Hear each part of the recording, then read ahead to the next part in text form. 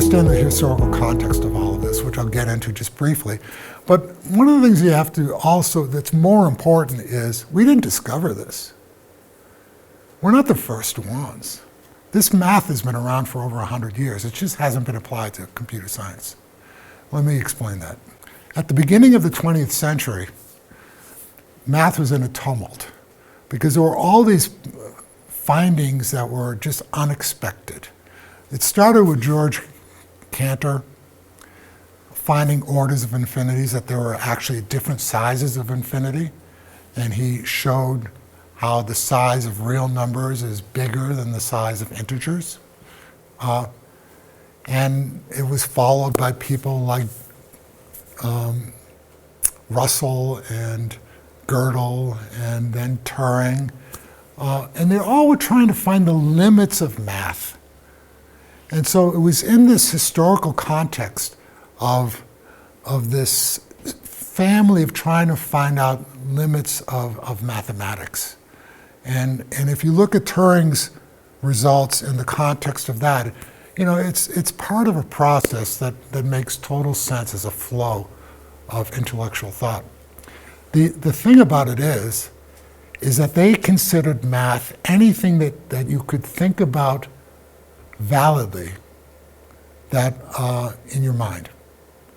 But they were not, that was not the only family of math. That was not the only school of math that existed. There was actually a reaction to that thought.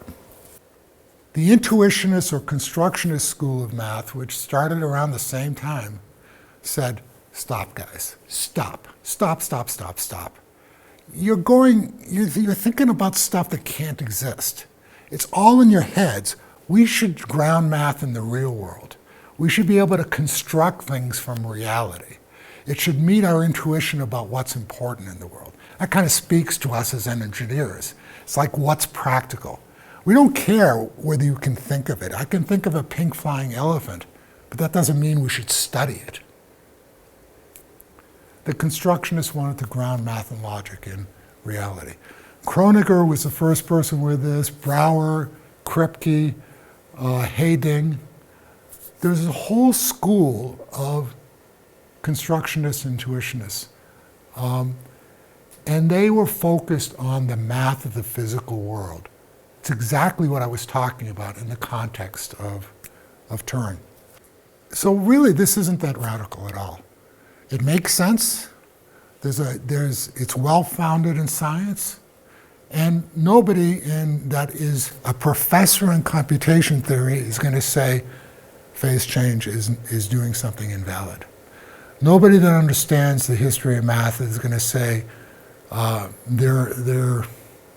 know we're in Colorado. I probably shouldn't say this, but they're not smoking weed. You know, it really is well-founded in science. To you guys as engineers, it makes sense. It's like, well, this idea of infinity, you know, it's not relevant to my work. It's not relevant to what I do every day. What matters is things that happen in the real world, and that's what constructionist logic is about. You cannot do Turing's proof in constructionist logic. It can't be done. It doesn't work. Because infinity is not defined as an unbounded set. Infinities by the mainstream math definition cannot occur in constructionist logic. And it's from that foundation that we build up.